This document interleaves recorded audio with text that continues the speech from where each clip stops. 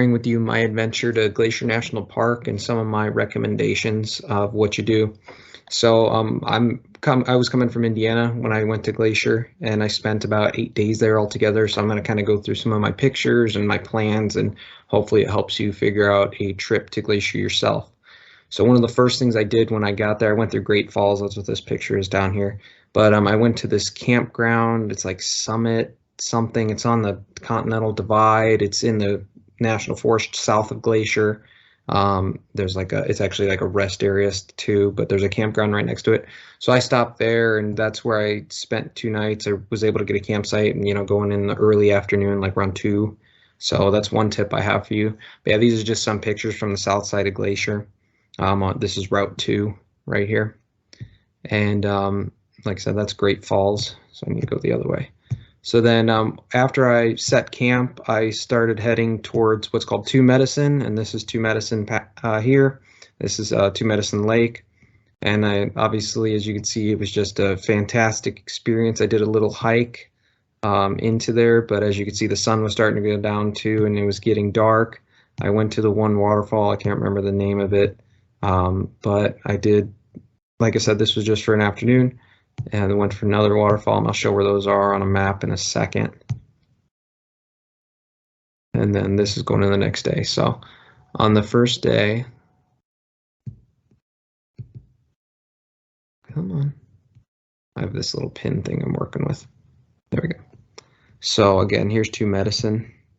So I came in, I went, the first falls I went to, it's not on this map, but there's like a little falls in this area, as you can see this water. And I went to that falls, and then I went back pretty much the first day, and then I went to Running Eagle Falls and all that stuff. Well, and then the next day and again, I went back to my campground. And my campground, I wonder if it's on this map. Yep, right here. That's where I camped, Summit. And then I came back through, and I went all the way up to St. Mary's, and that's up here. And I kind of just did a drive through the road kind of scouting. I looked at pictures and kind of planned stuff out, but you always want to see things for yourself.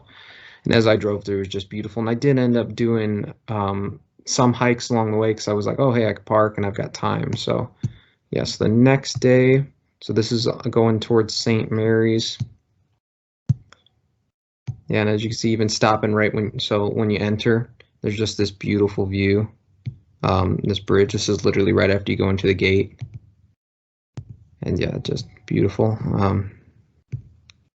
So anyway, so I went through there. This is Goose Island, and there's actually a glacier way in the background there. And the nice thing about getting there around sunrise was that you had the sun coming over, because again, this is facing west. So you had the sun coming over and just hitting those mountains. So it was very beautiful. And that's one place I definitely recommend you get for sunset, or sunrise, excuse me. And then I continued on up going to the Sun Road, and stopped and took some pictures, and I got to Logan's Pass. Again, here's the newspaper that they'll actually give you when you go into the park, or make sure you ask for it. It's very helpful at what kind of trails you could do. That's what all this numbering and stuff is, distances, difficulty, all of those things. So absolutely get one of those when you get into the park, and helps you plan things out. That's what it did for me. And then once I got up to the loop, which is kind of the high point of the going to the Sun Road, it's on the Continental Divide. It's at Logan's Pass, and there's a visitor center there too.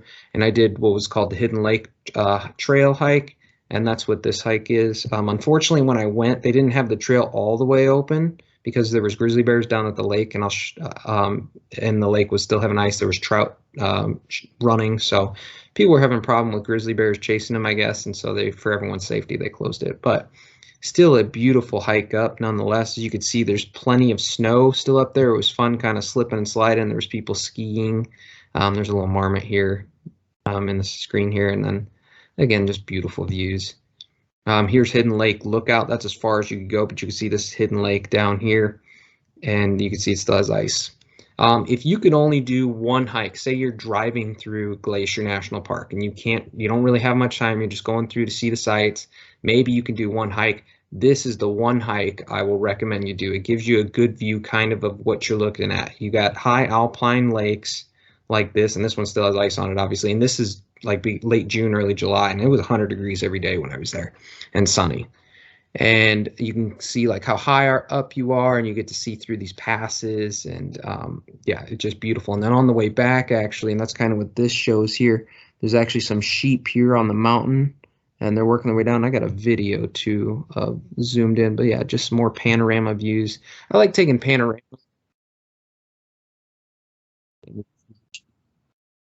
Yep. And I like taking panoramas just because instead of me having to go click, click, click a bunch of different views, it just gets it all at once and I can crop out whatever I want. It saves me time.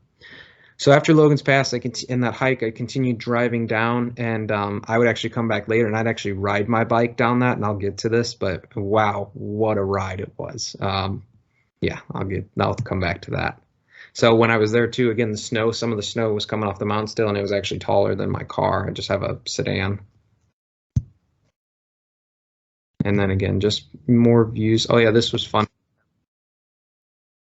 Waterfall. And so yeah, just gorgeous views going down. So like I said, Logan's Pass is kind of the high point, then you start coming down. Another thing to note, to go from Logan's Pass and continue on, your vehicle is, if you like are trying to take an RV or something like that, it's not going to happen. The vehicles to go through there must be less than 21 feet. So, you know, some of your camper vans might be longer than that too. So just something to consider when you're going there. I didn't even know it till I got there, and some and his grandson were going through, and they were limited because of that. It was unfortunate, but is what it is.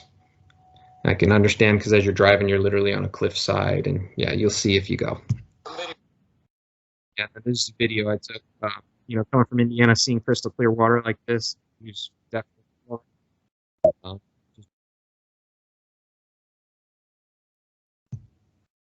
and then here's like a panorama picture. I tend to take a lot of pictures, so I always like to look back at them.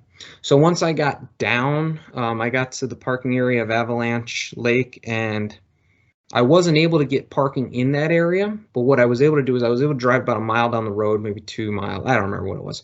But one thing I always do when I go to a national park is I bring my bicycle. So I drove out from Indiana so I could do that. And it's also cheaper, and there's a lot of other reasons I drive. But and so what I was able to do is I was able to park, you know, a mile or whatever where there was parking, and then instead of walking, I was able to bike and do it much faster. And they had lock up areas, you know, around there too. You can ride your bike through going to the Sun Road, but I'm going to tell you, you're going to gain at least 2,000, maybe 3,000 feet. So be warned about that. Coming down's fun. Going up's not so fun. But also there's certain times when you're allowed to ride a bike on there, I guess. I didn't know that. So just fair warning. I did jump into Avalanche Lake. Um, it was very brisk, as you could kind of see from some of the photos here. The water is like draining off of like melting snow and ice. So I would say this water was in the high 30s, low 40s. So the brave go in there. But when it's 100 degrees and you're sweating, it feels good. So, and again, just another video of me jumping in. Some of the trees that were there was pretty cool. Again, clear water running from the lake down, kind of a rapid. It was just beautiful to see, and I wanted to take a video. Again, something foreign to me. And then, so this is when I actually, towards the end of it, I was going to the backcountry office and looking at places to camp. Wanted to go into the backcountry, and this whole trip I did on my own, by the way. And so I talked with the rangers, they helped me out, and I ended up deciding to go to Isabelle Lake, which is back at Two Medicine. And then finally, when I was done with that, I had some time, and so I decided to go to Lake McDonald and hang out at the beach, which this water was like 70 degrees, warmer than I expected, but it was nice. And there was actually an impromptu wedding that happened on the beach there. So funny how things will happen just out of nowhere. And then, yeah, just some more pictures as I was continuing on. So this, I think, is the next day. Might be the same day, I don't know.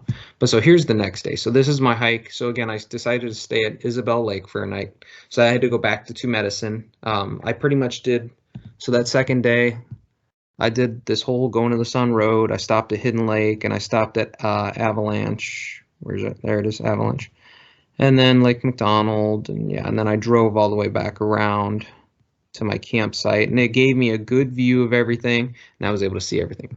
So the next day, I was deciding to go camp at Lake Isabelle, which was just what was available, and it was like, all right, cool, let's do this. So I went back to Two Medicine, and I did that hike that I had done yesterday, but I continued on to Cobalt Lake, went over Two Medicine Pass, Lake Isabelle, stayed there for the night, and then I hiked out, and then I came around the lake here and to the finish, and you'll see that in the next several photos.